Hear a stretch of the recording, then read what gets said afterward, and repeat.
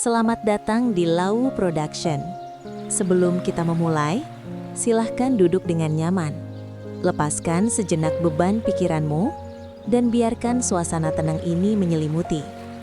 Setiap cerita yang kami hadirkan bukan hanya rangkaian kata, tetapi sebuah perjalanan rasa tentang harapan, konflik, dan keindahan kecil yang sering terlewatkan. Dalam beberapa menit ke depan, izinkan imajinasimu bekerja. Dengarkan alunan narasi, bayangkan setiap adegan, dan rasakan setiap emosi yang mengalir. Karena di sini, di Lau Production, setiap cerita selalu punya jiwa, dan jiwa itu akan berbicara padamu. Dan dalam cerita ini, semua nama, semua kejadian adalah fiksi. Jadi kalau ada kesamaan cerita atau nama, pihak produser mohon maaf. Dan mohon bantuannya untuk sedikit berbaik hati dengan menekan tombol like atau subscribe. Dan terima kasih. Selamat mendengarkan. Mari kita mulai perjalanannya.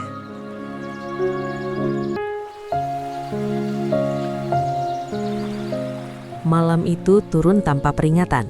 Jalan sempit di sudut kota Tiongkok tampak lengang. Hanya lampu kuning redup yang berkelip seperti mata lelah. Hermawan, seorang TKI bidang IT, melangkah pulang dengan langkah santai. Mes karyawan hanya berjarak beberapa ratus meter dari kantornya. Malam seperti ini biasanya sunyi, hingga suara itu terdengar. Qiuming, Qiuming, tolong, tolong. Langkah Hermawan terhenti. Suara itu lirih, patah, penuh ketakutan. Ia menoleh ke arah gang sempit. Di sanalah ia melihatnya. Seorang gadis muda diseret paksa oleh 4 pemuda bertubuh besar. Salah satu menutup mulutnya, yang lain menarik rambutnya tanpa ampun. Lepasin dia! Suara Hermawan tenang, tapi dingin. 4 pemuda itu menoleh, salah satu tertawa sinis. Pergi kalau masih mau hidup. Hermawan menaruh tasnya perlahan. Aku bilang, lepasin. Detik berikutnya, pukulan melayang. Tubuh Hermawan terdorong ke tembok. Darah langsung mengalir dari sudut bibirnya. Namun matanya tidak menunjukkan rasa takut, hanya fokus. Ia maju lagi. Bajingan! Perkelahian pecah, tinju beradu tulang, tendangan menghantam rusuk. Hermawan bergerak cepat, teknik bela dirinya rapi dan mematikan. Satu pemuda jatuh tersungkur, mengerang, 2 lainnya mencoba mengepung. Namun satu kesalahan kecil membuat rahang mereka dihantam keras. Yang terakhir mencabut pisau. Berhenti! Teriak gadis itu dengan suara parau. Pisau itu menusuk udara, tapi Hermawan menangkap pergelangan tangan penyerang dan mematahkannya dengan suara kering yang mengerikan.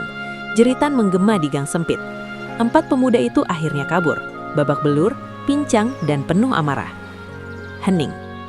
Gadis itu jatuh berlutut, memeluk lututnya sendiri, tubuhnya gemetar hebat. Mereka sudah pergi, kata Hermawan pelan. Gadis itu mendongak, matanya membesar menatap pria asing di hadapannya. Wajahnya lebam, baju kerjanya sobek, tapi sorot matanya hangat.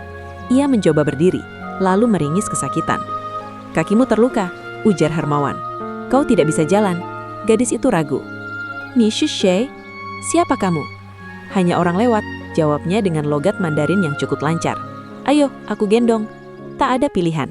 Dengan ragu, gadis itu melingkarkan tangannya di leher Hermawan. Tubuhnya ringan, hangat dan gemetar. Dalam hati Hermawan bergumam getir.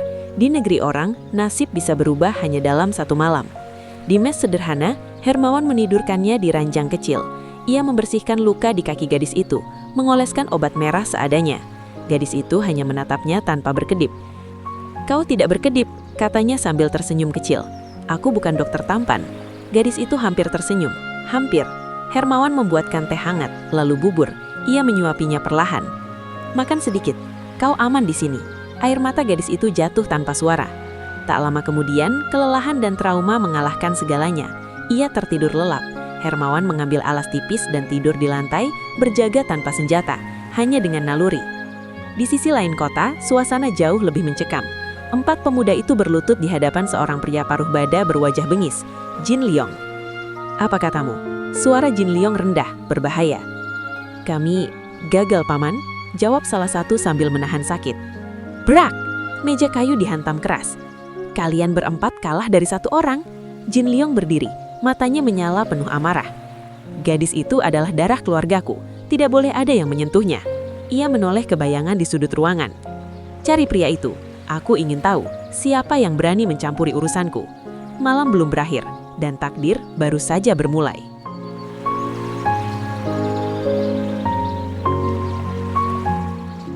Di sisi lain kota, malam berubah menjadi neraka sunyi. Di sebuah rumah besar bergaya klasik Tiongkok, seorang nenek tua duduk kaku di kursi roda. Rambutnya memutih rapi, matanya tajam seperti elang tua yang sedang mengawasi medan perang. Dialah Nenek Yu, pemilik kekayaan yang tak terhitung, pemimpin bayangan dari puluhan perusahaan raksasa. Belum ditemukan, suaranya gemetar, bukan karena lemah, tapi karena menahan amarah. "Belum, Nyonya," jawab seorang pria berjas hitam menunduk. "Kami hanya menemukan mobilnya, kosong." Tangan Nenek Yu menggenggam. Mustahil, Mingxin tidak pernah pergi tanpa pengawalan. Ia berdiri tertatih, menghantam tongkat ke lantai marmer. "Cari terus, hidup atau mati, aku harus tahu."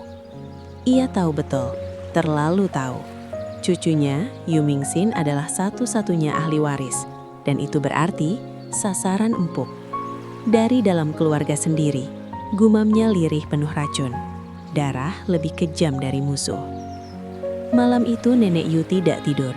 Layar monitor memantulkan bayangan wajahnya. Peta kota, laporan masuk, panggilan tak berjawab. Fajar terasa seperti hukuman yang terlambat. Sementara itu, pagi menyelinap perlahan ke kamar mes sempit milik Hermawan. Ia terbangun lebih dulu. Alarm tidak berbunyi, tapi tubuhnya sudah hafal waktu. Ia bangkit pelan, mengambil air wudhu, lalu sholat subuh di sudut ruangan dengan khusyuk. Di ranjang kecil, gadis itu masih terlelap. Menjelang matahari terbit, gadis itu mengerang kesakitan. "Ah, kakiku!" Suaranya parau. Hermawan mendekat. Ia membuka perban seadanya. Pergelangan kaki itu bengkak parah. "Kau terlalu memaksakan diri semalam," katanya lembut. Ia memijat pelan. Gadis itu meringis. "Sakit?" "Sedikit," jawabnya berbohong. Hermawan terkekeh kecil. "Kalau aku pijat, kau tahan. Kalau pemuda kemarin, kau teriak." Gadis itu menahan senyum. "Aku sudah siapkan bubur dan teh hangat," kata Hermawan. Ia menyodorkan sendok. "Ayo." Gadis itu ragu. "Aku bisa makan sendiri." "Tapi aku ingin menyuapi," katanya jujur, hampir ceroboh. Wajah gadis itu memerah. Akhirnya ia menurut. Setelah beberapa suap, gadis itu menatap Hermawan tajam. "Kamu punya ponsel?" "Punya." "Kamu kerja di mana?" "Perusahaan IT, dekat sini." Ia mengambil ponsel itu. Jarinya bergerak cepat. "Hari ini kamu tidak usah masuk kerja." Hermawan terkejut. "Kalau aku dipecat?" Gadis itu menoleh, matanya dingin seketika. "Tidak akan." Ia menelpon, berbicara singkat, tegas, tanpa emosi. Setelah panggilan ditutup, keheningan terasa berat. Tak sampai 15 menit, suara mesin meraung di luar. 1 mobil, 2, 3. 10 mobil mewah berhenti berderet. Pria-pria berjas hitam turun serempak. "Kita pergi," kata gadis itu. Hermawan tercekak. "Pergi kemana?" "Ke rumah." Gerbang besi jaksa terbuka perlahan. Rumah itu bukan sekedar besar, ia seperti istana. Pilar tinggi, taman luas, dan aura kekuasaan yang menekan dada. Hermawan hanya bisa terdiam. Di haula utama, seorang nenek duduk menunggu. Saat melihat gadis itu, tongkatnya terjatuh. "Mingxin!" Gadis itu berlari tertatih. "Nenek!" Tangis pecah, pelukan erat. Para pengawal menunduk hormat. Nenek Yu menatap Hermawan. Tatapannya tajam, menelanjangi. "Kamu?" katanya pelan. "Siapa namamu?" "Hermawan, Nyonya." "Kamu menyelamatkan cucuku." Ia melangkah mendekat. "Mulai hari ini, hidupmu tidak akan pernah sama." Di balik pilar, sepasang mata mengintai. Senyum tipis terukir. Permainan baru saja dimulai.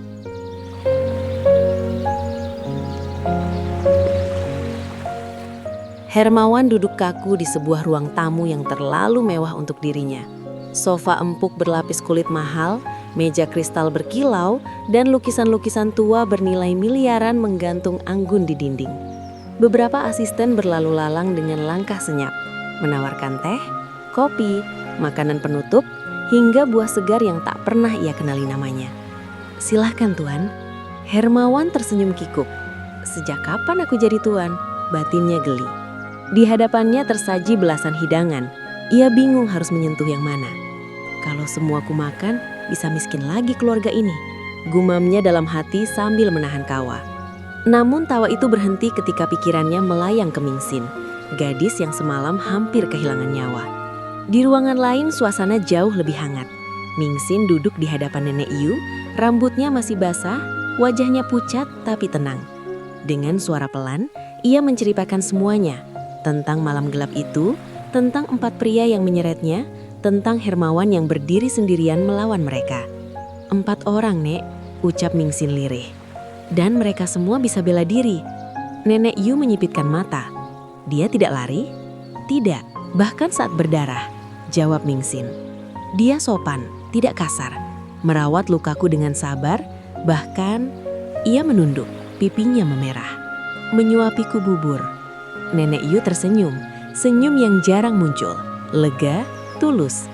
"Inilah yang nenek cari," katanya pelan. Mingxin terkejut. "Maksud nenek?" "Pria yang tidak silau harta, tapi berdiri saat nyawamu terancam," ujar Nenek Yu mantap. "Dia yang bisa menjagamu seumur hidup." "Nenek," Mingxin menunduk, tersipu. Nenek Yu terkekeh kecil. "Nenek tua, tapi bukan buta hati.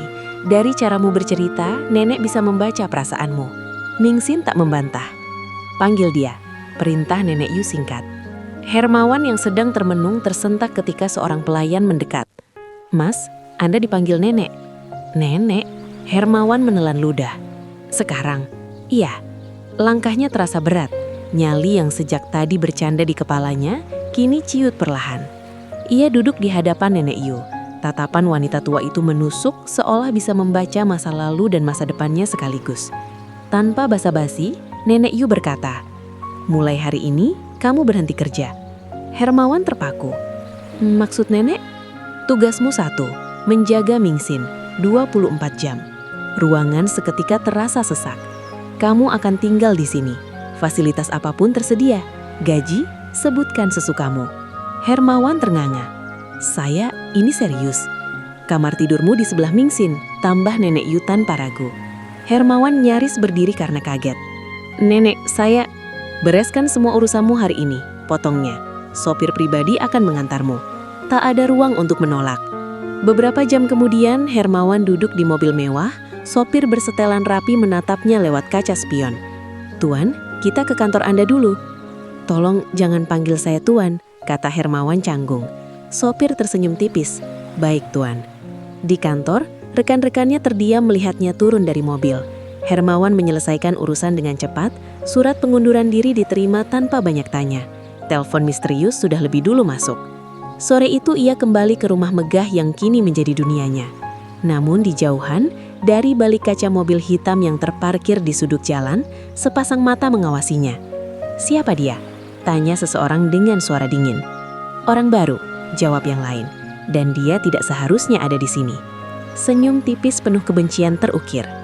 Ancaman belum pergi, ia hanya berganti wajah.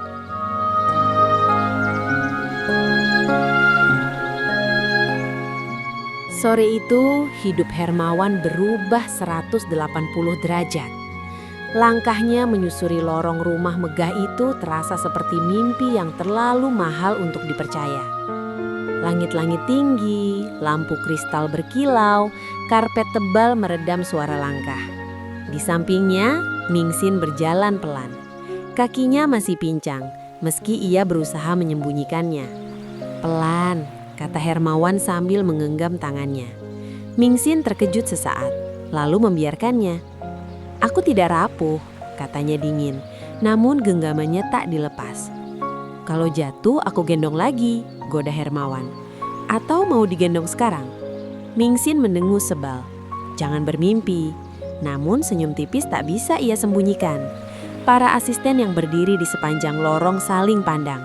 Mereka heran, biasanya Mingxin dingin, menjaga jarak dengan siapapun, terutama pria.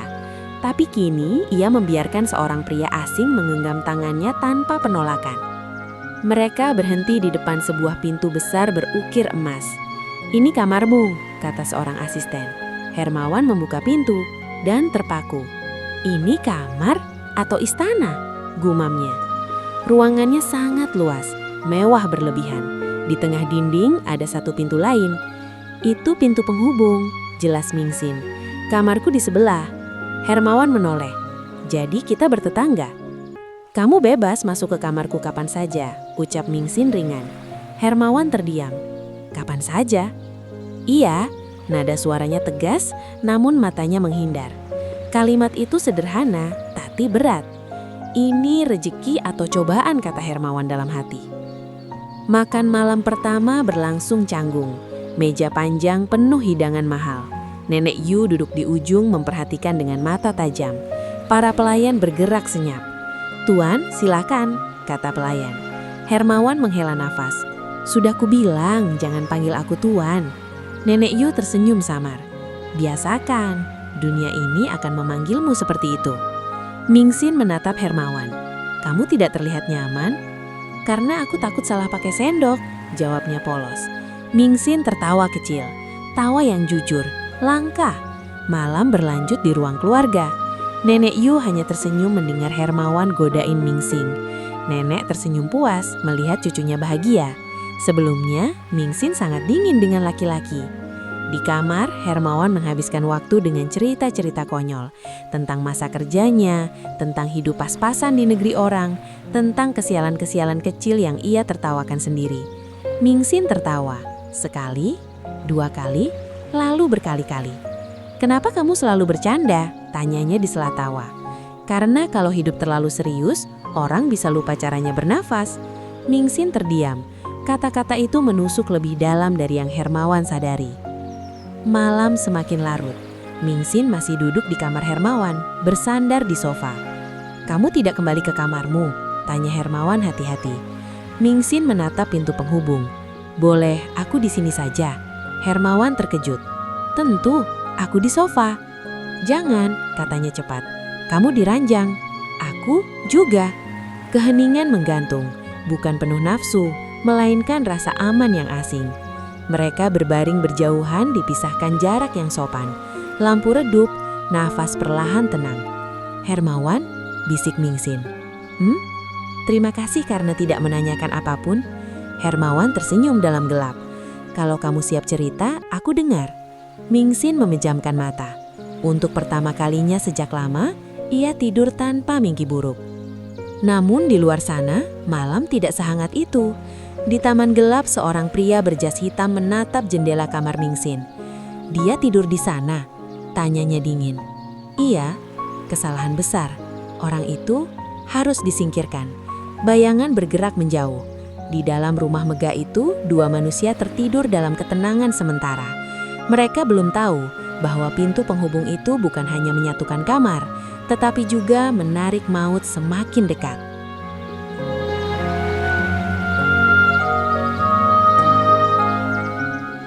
Pagi itu kembali tampak biasa, seolah rumah besar itu tidak pernah disentuh bahaya. Usai sarapan, Mingxin masih belum memiliki agenda. Kakinya belum sembuh betul. Hermawan menemaninya berjalan pelan di taman. Ia sengaja melontarkan candaan-candaan konyol, menirukan gaya jalan bebek, membuat wajah aneh, hingga Mingxin tertawa terbahak. "Kamu ini penjaga atau badut?" ejek Mingxin sambil menahan tawa. "Penjaga yang bisa bikin kamu ketawa," jawab Hermawan santai. Namun di balik tawa itu, wajah Hermawan sesekali mengeras. Ada rasa tidak enak yang tak mau pergi. Seperti ada mata yang terus mengintai dari balik dedaunan. Siang hari mereka habiskan di kamar. Duduk berdua di sofa, sesekali rebahan sambil bercanda ringan. Mingxin tampak nyaman, bahkan tertidur sebentar. Hermawan memandangi wajahnya. Tenang, rapuh, tapi dikelilingi bahaya yang tak terlihat. Rasa itu kembali datang. Firasat. Hermawan teringat masa kecilnya di pondok. Selain bela diri, Kiai Dasuki mengajarinya mendengar isyarat atau tanda-tanda alam, ilmu kebatinan dalam bahasa Jawa. Dan siang itu, isyaratnya keras. Malam pun tiba. Seusai makan malam rutin, mereka duduk bertiga di ruang keluarga. Mingxin duduk di samping Nenek Yu, memeluk boneka kecil kesayangannya. Lampu hangat menerangi ruangan, tapi Hermawan tak bisa menenangkan pikirannya. "Nek," ucapnya akhirnya. Nenek Yu menoleh, menatapnya tenang. "Ada apa?" Hermawan menarik nafas. "Nek, kalau malam ini Mingxin tidak tidur di kamarnya bagaimana?" Alis Nenek Yu terangkat. "Maksudmu?" Hermawan melanjutkan dengan hati-hati. "Saya merasa malam ini akan terjadi sesuatu di kamar itu." Mingxin menatap Hermawan dengan wajah bingung sekaligus pucat. "Kamu yakin?" "Itu hanya firasat," jawab Hermawan jujur. "Mudah-mudahan saya salah, tapi demi keselamatan Mingxin." Nenek Yu menatapnya lama. Tatapan itu menimbang, menguji. "Bagaimana kamu tahu?" tanyanya pelan. "Saya tidak tahu, saya hanya merasa." Hening menggantung. Akhirnya Nenek Yu mengangguk. "Baik, Mingxin tidur di kamarku, tapi ini harus rahasia." Mingxin menoleh panik. "Kalau kamu?" Hermawan tersenyum tipis. "Aku harus membereskan semuanya." "Tapi percaya sama aku," katanya sambil membusungkan dada, berusaha terlihat ringan. Malam itu Hermawan tidak tidur. Ia berbaring dengan mata terpejam, nafas teratur, berpura-pura. Waktu merayap lewat tengah malam. Klik, bunyi kunci jendela yang sengaja dilepas terdengar jelas. Dua bayangan masuk tanpa suara. Hermawan membuka mata, ia bangkit berdiri. "Mau ngapain kalian?" ucapnya dingin. Keduanya terkejut, lalu menyerang serempak. Hermawan menghindar, memutar tubuh, dan menendang salah satu penyerang. Bruak! Tubuh itu terlempar menghantam kursi. Penyerang kedua menyabetkan golok. Hermawan menangkis, namun ujung bilah menyayat lengannya. Darah mengalir. Ia menggeram, lalu membalas dengan tinju keras ke rahang lawan. Pertarungan berlangsung sengit, saling tonjok, saling tendang. Hermawan beberapa kali terkena pukulan, namun ia bertahan. Dengan satu gerakan cepat, ia menjatuhkan penyerang kedua. Keributan membangunkan seluruh rumah. Para asisten berhamburan keluar. Nenek Yu muncul dengan wajah murka. Mingxin menyusul dan membeku melihat Hermawan terhuyung keluar kamar, tubuhnya penuh luka. "Hermawan!" teriak Mingxin. Ia berlari dan menangkap tubuh Hermawan sebelum jatuh. "Kamu berdarah, banyak sekali," katanya panik. "Tidak apa-apa," bisik Hermawan lemah. "Yang penting, kamu aman." Nenek Yu mendekat, wajahnya keras seperti baja. "Bawa dia ke kamar, panggil dokter sekarang." Hermawan dibaringkan dan diangkat bersama kasur darurat. Di tempat lain, di ruangan gelap beraroma rokok, Paman Jin Liong mengamuk. "2 orang saja tidak cukup," bentaknya. "Kami gagal, Paman." Jin Liong tersenyum dingin. "Kalau begitu, anak itu bukan penjaga biasa." Ia menatap ke depan dengan mata penuh kebencian. Mulai sekarang, dia target utama. Malam itu, darah tumpah, dan perang diam-diam resmi dimulai.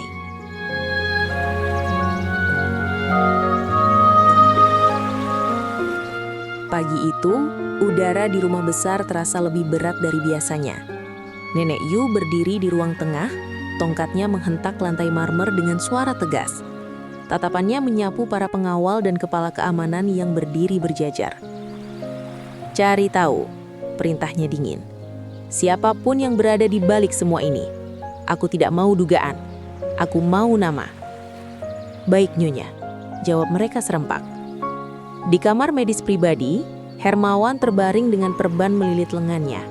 Dokter memeriksa luka sabetan golok dengan wajah serius. "Beruntung tidak mengenai urat besar," kata dokter. "Beberapa hari lagi bisa pulih, asal tidak banyak bergerak." Hermawan tersenyum tipis. "Tenang dok, saya ini tipe rebahan." Mingxin yang sejak tadi duduk di samping ranjang menggenggam tangannya erat. "Kamu menyelamatkanku lagi," ucapnya pelan. Hermawan menoleh. "Kalau cuma 2 kali, aku masih bisa hitung." Mingxin memukul dadanya pelan. "Kamu ini..." Ia tak menyelesaikan kalimatnya. Tangannya justru melingkar memeluk Hermawan. Pelukan itu lama, hangat, dan penuh rasa takut kehilangan. "Kalau kamu peluknya nambah 5 detik lagi, lukaku pindah ke jantung." Jangan bercanda, aku serius khawatir, teriak Mingxin. Oh, aku serius kok. Ini pertama kalinya pasien luka ditindih paket emosional. Sakit ya? Bukan sakit, kaget. Kirain perawat, ternyata bonus. Kamu masih sempat goda ya?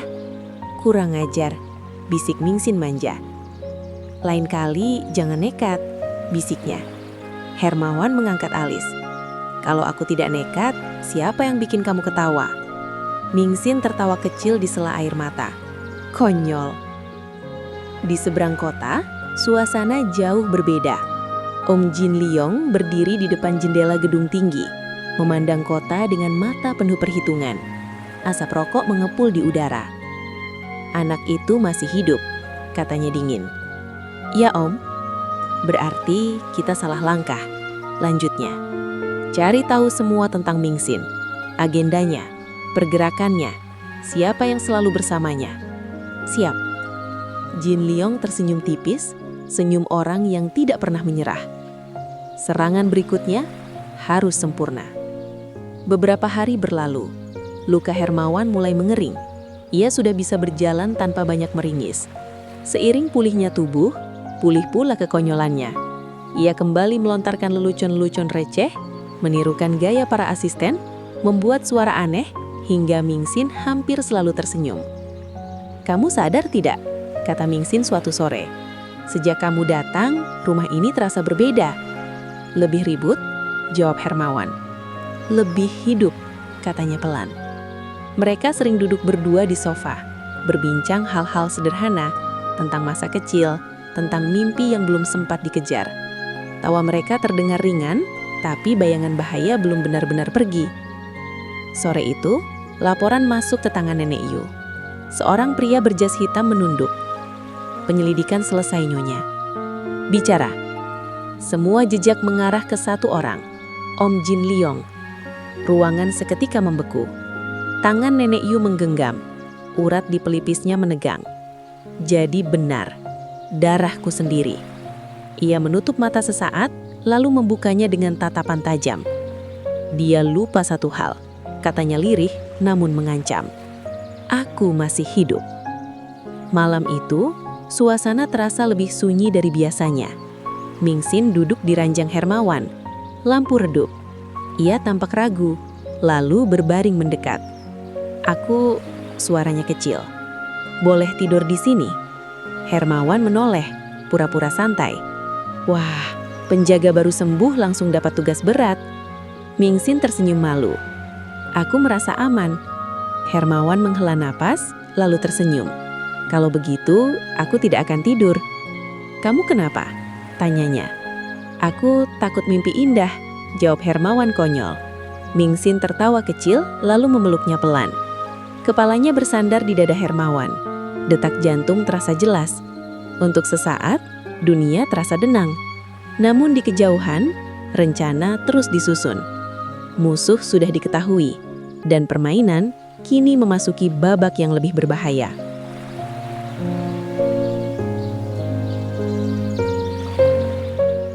Pagi itu, kamar Hermawan kembali riuh oleh kegaduhan kecil yang nyaris selalu sama. Mingxin sengaja membuat suasana tak pernah tenang.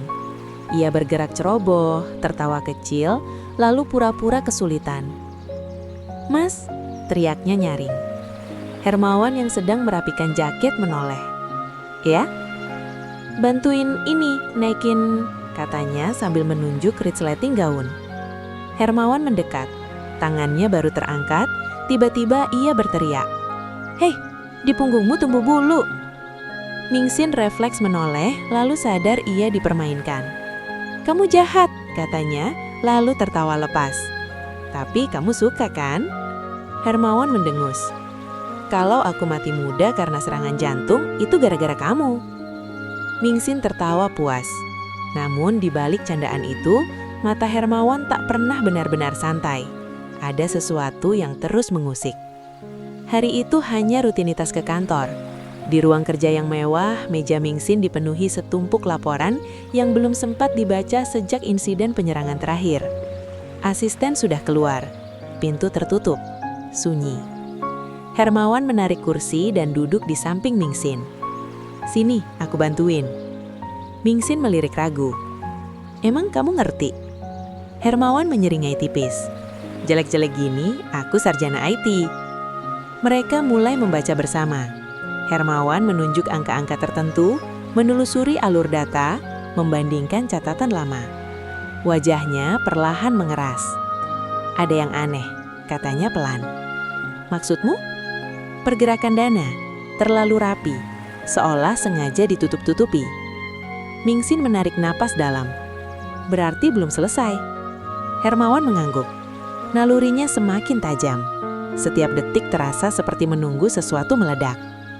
Sepulang dari kantor, mobil melaju pelan. Lampu jalan mulai menyala. Hermawan memperhatikan kaca spion, sudut gelap, pantulan jendela toko. Instingnya bekerja tanpa henti.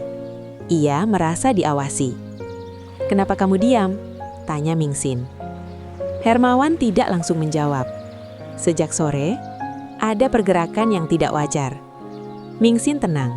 Ia menyandarkan kepala di bahu Hermawan. "Ini tidak akan berbahaya, kan?" Hermawan menelan ludah. "Belum, tapi bau bahaya itu ada." Beberapa saat mereka diam. Lalu Mingxin berkata pelan, "Mas, beberapa hari lagi kita akan keluar kota." Hermawan langsung menoleh. "Agenda apa?" "Peresmian Yayasan Panti Jompo," jawab Mingxin. "Itu salah satu rencana nenek." Hermawan kembali menatap jalan. Di ujung sana, sebuah mobil berhenti terlalu lama, lalu berbelok saat mereka mendekat. "Ada yang memantau," gumamnya. Dan ini bukan kebetulan. Di sisi lain kota, Om Jin Liong berdiri di ruangan gelap, hanya diterangi lampu meja. Di tangannya, ponsel bergetar. "Keluar kota," katanya dingin. "Bagus." Ia mematikan panggilan dan menoleh ke anak buahnya. "Cari orang, preman jalanan, yang bisa berkelahi." "Berapa, Om?" Jin Liong menyeringai. "Minimal 20, kalau bisa lebih. Aku tidak mau gagal lagi." Anak buah mengangguk dan segera bergerak. Telepon berdering di banyak tempat. Lorong gelap, warung malam, arena judi. Uang berbicara cepat. Jin Liong menatap peta jalan luar kota yang terbentang di meja. "Perjalanan selalu punya celah," katanya pada dirinya sendiri. Dan kali ini, tidak ada perlindungan nenek. Ia mengkepalkan tangan. Sekali ini saja, semuanya harus selesai. Malam itu di kamar, Hermawan berdiri di dekat jendela. Mingxin mendekat. "Kamu tegang," katanya lembut. "Karena rencana kita sudah bocor, dan musuh sedang menghitung langkah." Mingxin menatapnya lurus. "Aku percaya kamu." Hermawan mengangguk pelan. "Kalau begitu, mulai sekarang kita tidak boleh lengah satu detik pun." Di luar kota terlihat tenang. Namun di balik ketenangan itu, bahaya sedang dikumpulkan. Jumlah sedang disiapkan, dan perjalanan keluar kota telah berubah menjadi medan maut yang menunggu waktu.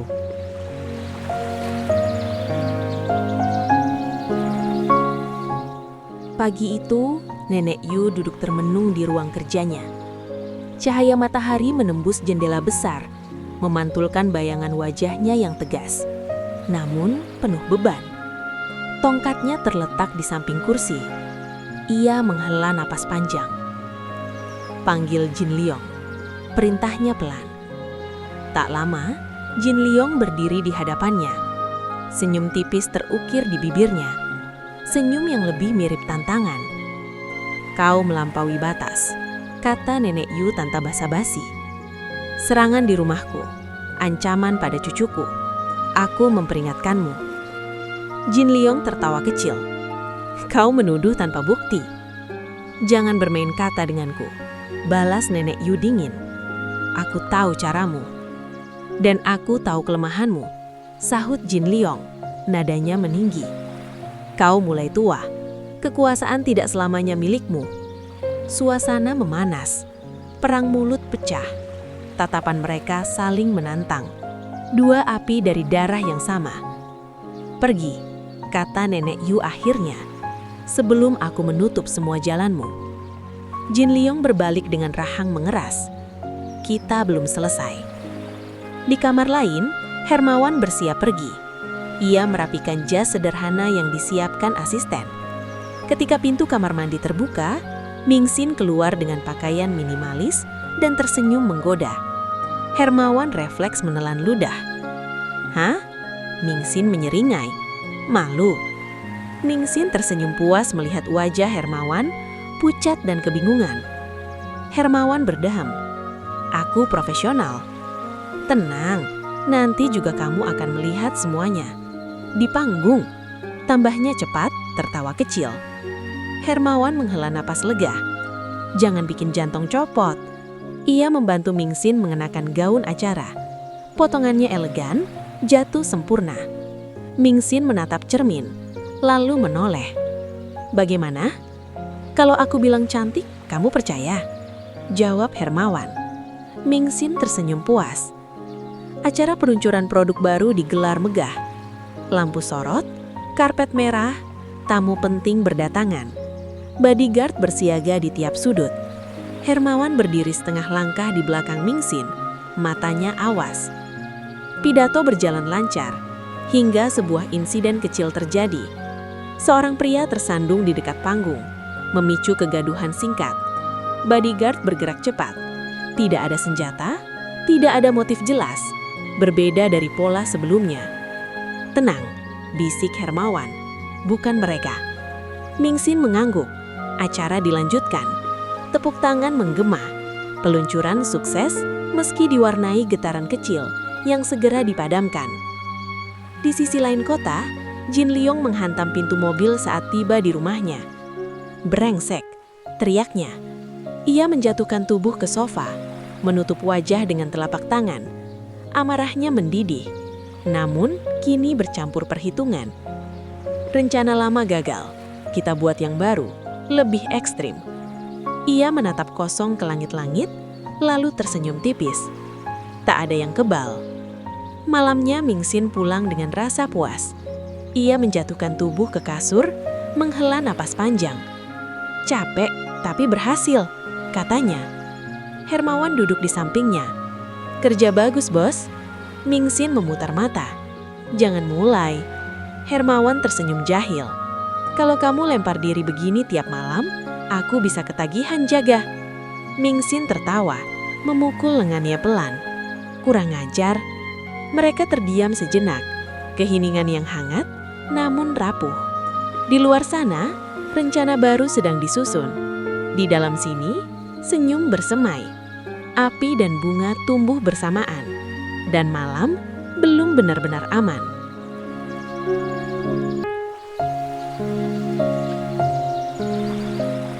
Malam sebelum peresmian panti jompo, rumah besar itu kembali tenggelam dalam rutinitas yang sengaja dijaga demi keharmonisan. Sehabis makan malam, mereka duduk di ruang tamu. Lampu kristal menyala hangat. Mingxin kini selalu memeluk neneknya, seolah sadar waktu bisa direnggut kapan saja. Hermawan duduk berhadapan, wajahnya serius. "Nek," panggilnya lirih. Nenek Yu menoleh. "Ada apa?"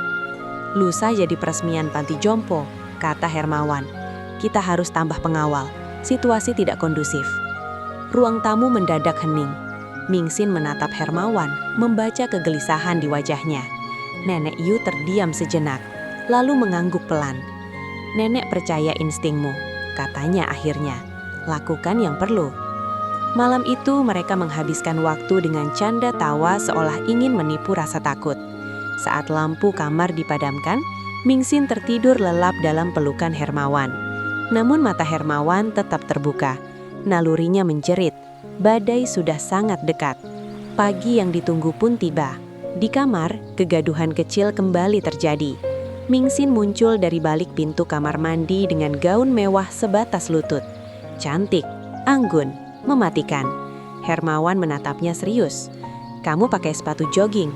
Mingxin mengernyit. "Kenapa? Ini kan acara resmi." "Buat jaga-jaga," jawab Hermawan pendek. Mingxin menatap matanya beberapa detik, lalu mengangguk. "Oke." Para asisten saling pandang heran. Gaun mahal, tapi sepatu jogging. Di meja makan, Nenek Yu hanya berpesan singkat. "Hati-hati, jangan terpisah." Di sisi lain kota, sejak pagi buta, Om Jin Liong sudah bergerak. Blokir jalan di tengah hutan. Perintahnya dingin. Jangan sampai lolos, apapun caranya. Kalau gagal, tanya salah satu anak buah. Wajah Jin Liong mengeras. Kalian jangan kembali sebelum berhasil. Puluhan pria bergerak. Golok, besi, dan senjata tumpul disiapkan. Jalan hutan menjadi kuburan yang direncanakan. Iring-iringan 6 mobil mewah hitam melaju menuju luar kota. Hermawan duduk tegang, matanya menyapu kanan kiri jalan.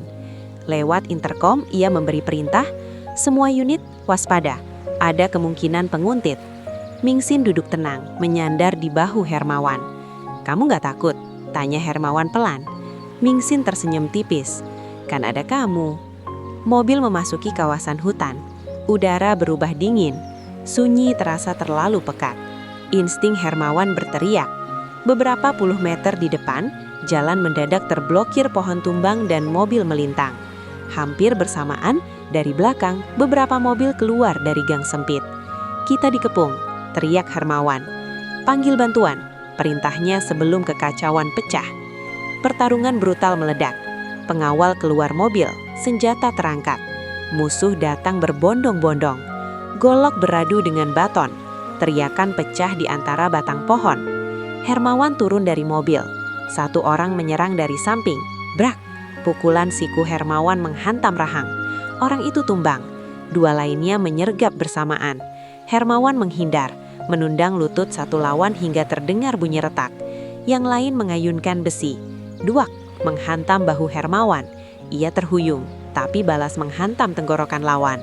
Di sekeliling pengawal mulai tumbang. Musuh terlalu banyak, terlalu brutal. Mas! Teriak Mingxin panik. Hermawan berlari ke mobil, menarik tangan Mingxin. Kita keluar, sekarang. Sebuah golok hampir mengenai punggung Mingxin. Hermawan memutar badan, menangkis dengan lengan. Darah mengalir, ia meringis, tapi tetap berdiri. Maju, ke hutan, bentaknya. Mereka berlari menembus semak. Di belakang suara langkah mengejar, makian dan senjata beradu. Nafas Mingxin terengah-engah. Hermawan menggenggam tangannya erat. Jangan berhenti. Di tengah hutan gelap, di antara darah dan bayangan, perburuan baru saja mulai.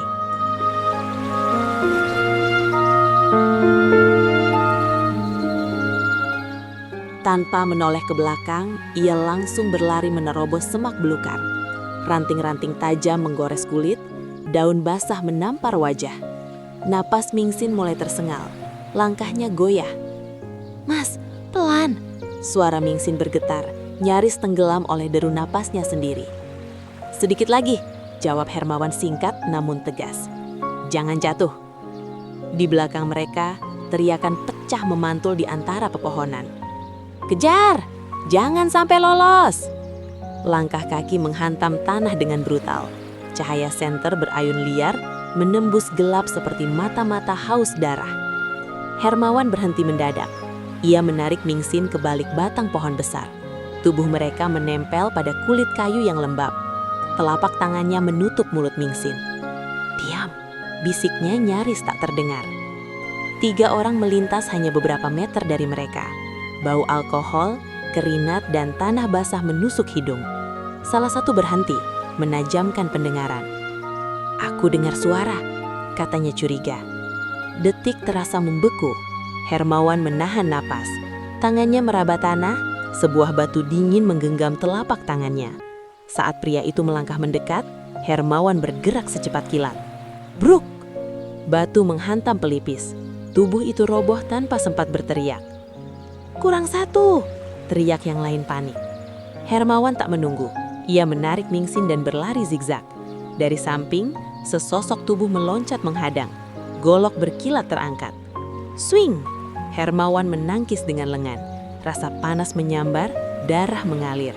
Ia menggertakkan gigi, lalu menghantam ulu hati lawan dengan lutut. Pria itu terhuyung, muntah lalu jatuh tersungkur. Mas, darah kamu! Mingxin panik, matanya berkaca-kaca. Fokus lari, bentak Hermawan. Suaranya menekan rasa sakit. Mereka masuk area hutan yang lebih rapat. Kabut tipis turun membuat pandangan buram. Pepohonan rapat seperti dinding labirin. Hermawan berhenti sejenak, berbisik cepat. Kita bikin jalur palsu. Ia melempar batu keras ke arah kanan. Krak! Suara itu memancing kejaran. Tanpa ragu, Hermawan menarik Mingxin ke kiri, menyusup ke balik semak berduri. Dari kejauhan terdengar langkah dan makian menjauh. Cerdas, gumamnya lirih. Namun harapan itu singkat. Cahaya senter muncul dari depan. Terlambat. Dua pria menghadang. Salah satunya langsung menerjang Mingxin. Hermawan meraung marah. Sikutnya menghantam wajah penyerang, lalu tubuh itu dibanting keras ke batang pohon. Bunyi tulang beradu kayu terdengar ngeri. Pria kedua menusuk. Hermawan memutar tubuh, menendang pergelangan tangan. Senjata terlepas. Duak! Pukulan telak merobohkan lawan. Napas Hermawan memburu. Tubuhnya penuh luka tapi matanya tetap tajam. Kita harus keluar dari hutan, katanya pendek. Mereka berlari lagi, langkah semakin berat. Tiba-tiba, di kejauhan, cahaya lampu kuning temaram menembus gelap. Bau asap kayu, suara ayam berkokok pelan. Mas, rumah? Bisik Mingxin penuh harap. Hermawan menyipit mata. Yah, rumah penduduk. Mereka mendekat hati-hati.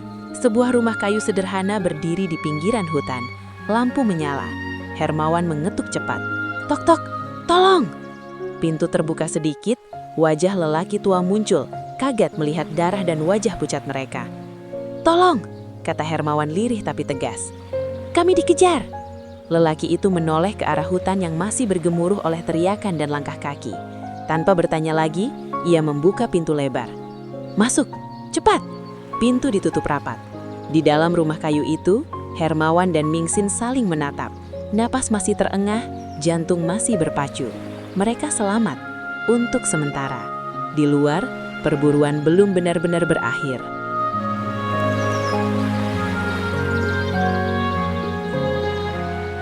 Di sisi lain kota, amarah Nenek Yu meledak tanpa bisa dibendung. Telepon di tangannya bergetar. Laporan demi laporan masuk dengan nada genting. Wajahnya yang biasanya tenang kini dingin dan keras seperti baja. Mereka masih mengejar Mingxin. Suaranya rendah tapi berbahaya. Iya, Nek. Mereka terdesak ke arah hutan, jawab anak buahnya. Nenek Yu mengepalkan tangan. Cari Jin Liong, hanguskan semua miliknya.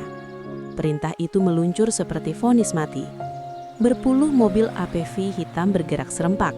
Mesin meraung membelah jalanan kota. Lampu-lampu rumah Jin Liong masih menyala ketika rombongan itu tiba. Serbu! Teriakan pecah. Pintu depan didobrak. Tembakan peringatan menghantam udara. Para pengawal Jin Liong mencoba melawan, namun satu persatu tumbang, tak berdaya menghadapi jumlah dan persiapan pasukan Nenek Yu. Nek, Jin Liong kabur! Teriak seseorang lewat interkom. Lewat pintu belakang. Nenek Yu menutup mata sesaat. Bakar. Api menjilat malam. Beberapa rumah milik Jin Liong dilahap kobaran, meninggalkan asap hitam dan jeritan ketakutan. Namun, Jin Liong telah lenyap ke dalam gelap. Untuk sementara. Cari Jin Liong sampai ketemu, kata Nenek Yu. Sementara itu, di rumah kayu pinggir hutan, suasana tegang menyelimuti ruangan kecil itu. Kakek dan nenek pemilik rumah menatap Hermawan dan Mingxin dengan wajah cemas. Darah masih mengalir di lengan Hermawan. Ya Tuhan, nak, lukamu, gumam sang nenek gemetar. Ia mengambil 2 gelas air, obat luka seadanya dan kain bersih. Dengan tangan tua yang bergetar, ia membersihkan darah dan membalut luka Hermawan. Tahan sedikit, katanya pelan. Hermawan mengangguk. Terima kasih, Kek, Nek. Namun matanya tak pernah lepas dari jendela. Kami harus pergi, kata Hermawan akhirnya. Mereka masih mengejar kami. Sang nenek buru-buru memasukkan beberapa potong roti dan makanan kering ke dalam kantong kain. Ini bekal, semoga Tuhan melindungi kalian. Hermawan menggenggam tangan Mingxin. Ayo, mereka keluar dengan langkah mengendap-endap. Tapi baru beberapa meter dari rumah, Hermawan berhenti mendadak. Dari kejauhan terlihat bayangan bergerak, senter menyapu jalan. Semua jalan diblokir, bisiknya. Mingxin pucat. Mas, lalu kita kemana? Hermawan menoreh ke arah gelap hutan. Kembali. Hutan kembali menelan mereka. Kali ini lebih gelap, lebih kejam. Suara langkah mengejar semakin dekat. Ada di depan. Jangan kasih lolos. 2 orang muncul dari kanan. Hermawan maju menghadang.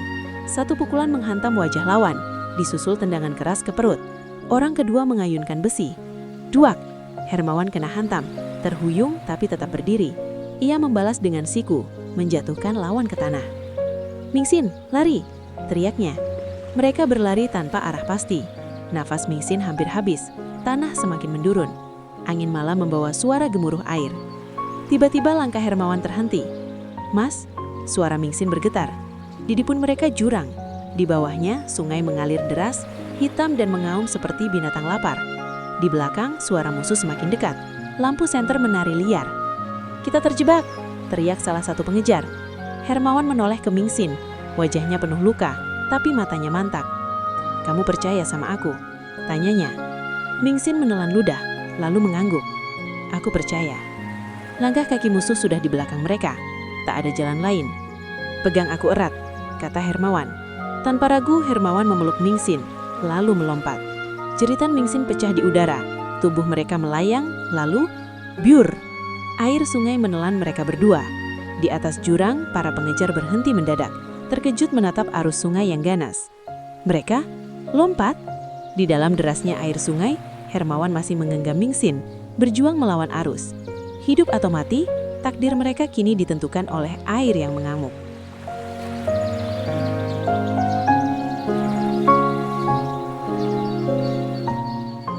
Di rumah megah keluarga Yu, pagi itu terasa dingin meski matahari telah naik. Nenek Yu berdiri di depan jendela besar. Tangannya gemetar menggenggam ponsel. Laporan yang baru saja ia terima membuat dadanya sesak. "Mereka melompat dari tebing?" Suaranya lirih, nyaris tak terdengar. "Iya, Nek," jawab anak buahnya dengan nada berat. "Ke sungai besar, arusnya deras." Wajah Nenek Yu memucak, lututnya hampir lemas. "Cari mereka," perintahnya tegas meski suaranya bergetar. "Hidup atau mati, cari sampai ketemu." Di dalam hatinya, amarah dan ketakutan bercampur menjadi satu. Jika Hermawan dan Mingxin benar-benar hilang, maka perang ini tak akan pernah berakhir. Di sisi lain, air sungai mengamuk seperti binatang buas. Tubuh Hermawan dan Mingxin terhempas, diputar, ditarik arus tanpa ampun. Air dingin menusuk tulang. Batu-batu menghantam kaki dan punggung. Namun Hermawan tak melepaskan genggamannya. "Pegang aku!" teriak Hermawan di sela hempasan air. Mingxin memeluk pinggan Hermawan dengan satu tangan. Tangan lainnya berusaha menahan tubuhnya agar tetap mengapung. Napasnya tersengal. Air beberapa kali masuk ke mulutnya. "Aku takut." Suaranya nyaris tenggelam oleh gemuruh sungai. "Jangan lawan arus," bentak Hermawan. "Ikuti saja, kita tidak akan tenggelam." Dalam kepalanya, Hermawan berusaha tetap tenang. Untung dulu sering main di sungai waktu banjir. Ternyata ada gunanya, batinnya. Ia menggerakkan satu tangan dengan ritme pelan, miringkan tubuh mengikuti aliran. Mingxin mengikuti arahannya, membiarkan tubuhnya mengapung. Perlahan, tubuh mereka tidak lagi terseret ke bawah, melainkan seperti melayang di permukaan air. Entah berapa lama mereka hanyut, waktu terasa kabur. Langit mulai memucat, arus mulai melemah. Tepi, di sana, Hermawan menunjuk samar ke arah daratan yang landai. Dengan sisa tenaga, ia mengarahkan tubuh mereka ke pinggir sungai. Jari-jarinya mencengkeram akar pohon. Dengan satu hentakan terakhir, mereka terhempas ke daratan. Hermawan terbatuk keras, memuntahkan air. Mingxin terkulai lemas di sampingnya. Napasnya terengah, namun masih hidup. "Kita selamat?" bisik Mingxin. Hermawan tersenyum lemah, meski wajahnya pucat. "Masih." Pagi benar-benar datang. Kabut tipis menggantung di atas sungai. Tubuh mereka basah kuyup, penuh luka dan menggigil. Hermawan memeluk Mingxin, mencoba menghangatkan tubuhnya. Dari jarak jauh terdengar suara orang bercakap-cakap. Itu suara apa? Kayak orang." Hermawan membuka mata dengan susah payah. Ia mengumpulkan sisa tenaga. "Tolong, tolong." Suara itu mendekat. Beberapa warga muncul dari balik semak, terkejut melihat kondisi mereka. "Ya Allah, mereka luka parah. Cepat, bantu angkat," kata yang lain. Hermawan hampir kehilangan kesadaran saat tubuhnya diangkat. Mingxin memegang tangannya erat. "Jangan tidur," bisik Mingxin panik. Hermawan memaksa membuka mata. "Aku di sini." Mereka dibawa ke rumah penduduk tak jauh dari sungai. Tubuh mereka dibaringkan, selimut diselimuti, luka dibersihkan. Air hangat menyentuh bibir mereka. "Kalian aman sekarang," kata seorang ibu paruh baya lembut. "Tenang saja." Mingsin menoleh ke Hermawan. Air mata mengalir tanpa bisa ditahan. "Kamu menyelamatkanku lagi?" Hermawan tersenyum tipis meski wajahnya pucat. "Itu tugasku." Di luar rumah, matahari pagi bersinar pelan. Namun jauh di kota, amarah Nenek Yu belum padam. Jin Liong masih bebas, dan perburuan belum benar-benar usai.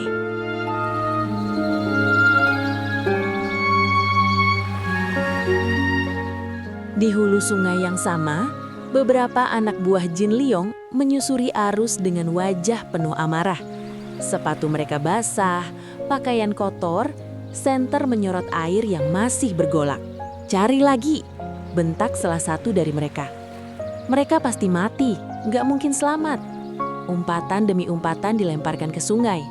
Mereka menyusuri aliran air berkilometer jauhnya, membalik batu, menyisir semak di tepi sungai. Namun yang mereka temukan hanyalah air keruh dan kesunyian. "Sial," gumam seorang pria. "Nggak ada jasad." "Udah terlalu jauh," sahut yang lain putus asa. "Kalaupun hidup, pasti sudah mati kedinginan."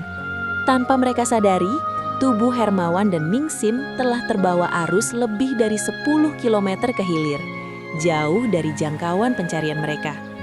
Dengan sumpah serapah, rombongan itu akhirnya menyerah dan mundur, membawa kabar keliru bahwa target mereka telah lenyap di telan sungai. Di sebuah desa miskin di tepi sungai, Hermawan dan Mingsin mulai mampu bergerak perlahan. Tubuh mereka masih lemah, penuh perban sederhana, namun nyawa telah kembali mengisi raga. Hermawan duduk bersandar di dinding rumah kayu. Mingsin berada di sampingnya, matanya masih sembab. "Aku harus kabari nenek," ucap Mingsin lirih. "Dia pasti sangat khawatir." Hermawan mengangguk. "Tanya warga, siapa tahu ada yang punya ponsel." Mingsin berdiri dan bertanya pada warga yang berkumpul. "Pak, Bu, apa ada yang punya HP?" Mereka saling pandang. Beberapa menggeleng pelan. "Di sini jarang, Nona," jawab seorang bapak. "Kami desa miskin." Saat harapan hampir padam, seorang pemuda datang tergesa-gesa. "Saya punya," katanya. "Baru pulang kerja dari kota." Mingsin hampir menangis lega. Di kota, ponsel Nenek Yu bergetar. "Nek, ada telepon dari nomor tidak dikenal," ujar asisten. "Angkat," perintah Nenek Yu tanpa ragu. "Mingsin?" Suara di seberang terdengar lemah namun jelas. Tubuh Nenek Yu gemetar. "Mingsin? Nek, aku selamat." Air mata Nenek Yu jatuh tanpa bisa ditahan. "Kamu di mana, Nak?" "Kami di desa tepi sungai. Hermawan juga selamat." Mingsin terisak. "Nek, desa ini sangat miskin. Tolong bawa bantuan." Nada suara Nenek Yu berubah tegas. "Jangan kemana-mana, Nenek datang." Tak sampai 1 jam, beberapa mobil hitam melaju beriringan menuju desa. Di bagasi beberapa koper besar berisi uang disiapkan. Bukan hanya sebagai balas budi, tapi sebagai penghormatan bagi mereka yang telah menyelamatkan cucunya. Di desa, Mingsin dan Hermawan duduk bersama warga. "Bagaimana bisa selamat?" tanya seorang ibu. "Sungai itu mematikan." Hermawan tersenyum lemah. "Kami ikut arus, bukan melawannya." Dari kejauhan, deru mobil terdengar.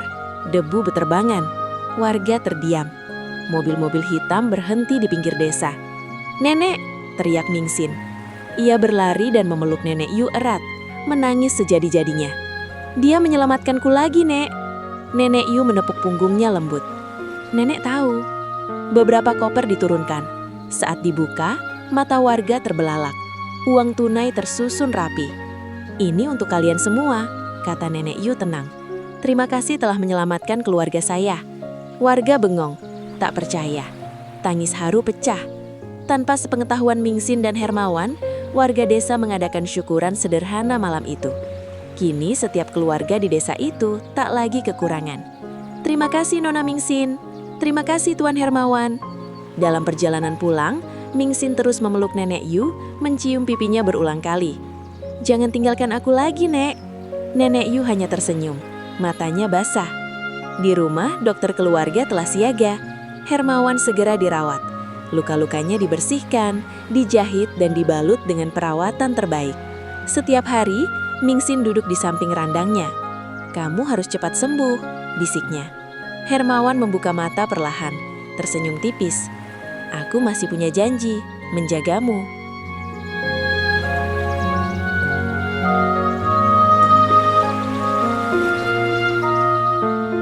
Suatu malam yang tenang, Hermawan telah pulih sepenuhnya. Luka-luka di tubuhnya tinggal garis kenangan, sementara tatapannya kini lebih mantap dari sebelumnya. Seusai makan malam, Nenek Yu meminta mereka duduk kembali di ruang keluarga. Suasana mendadak berubah hikmat. "Ada yang ingin nenek bicarakan," ucapnya pelan namun tegas. Hermawan menunduk hormat. "Baik, Nek." Nenek Yu menatapnya lama, seolah menimbang sesuatu yang sangat berat.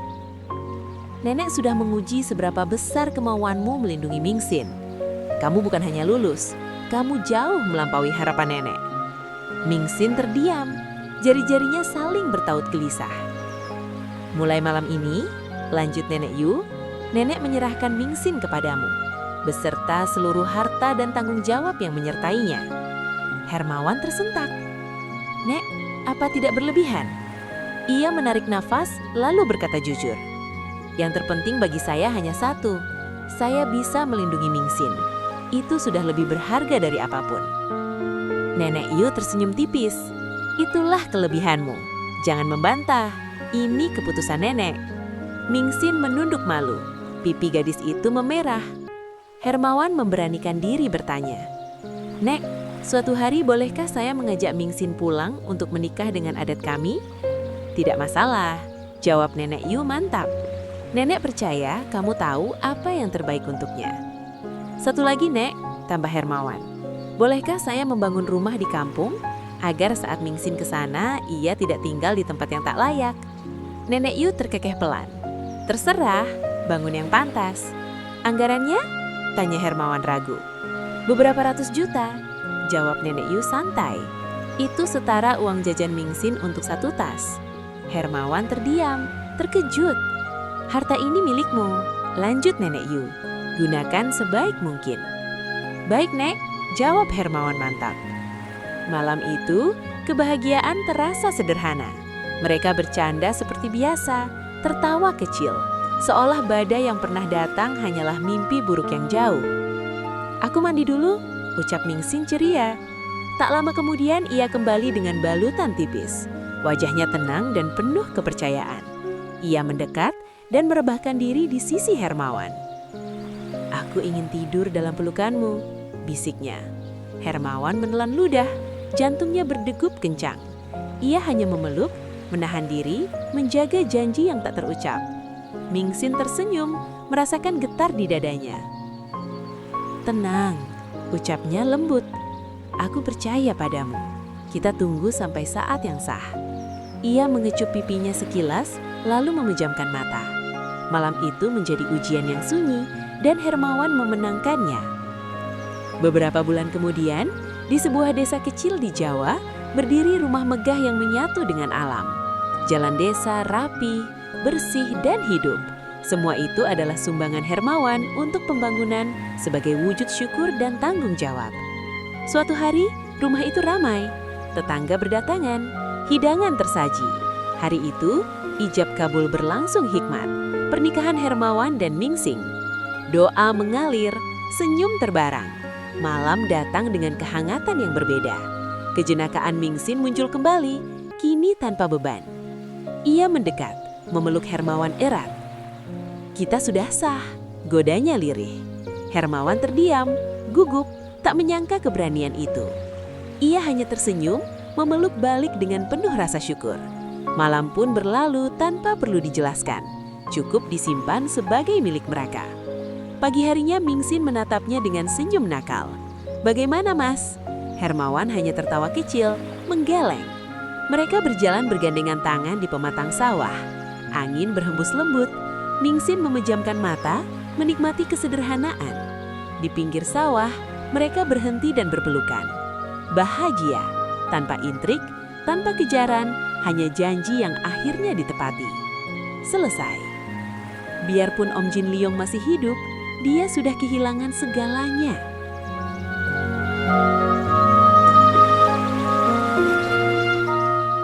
Terima kasih telah mendengarkan cerita dari Lawu Production. Kami sangat menghargai setiap waktu, perhatian, dan imajinasi yang Anda berikan untuk menikmati kisah-kisah kami.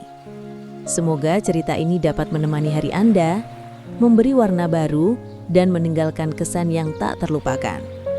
Sampai jumpa di cerita berikutnya.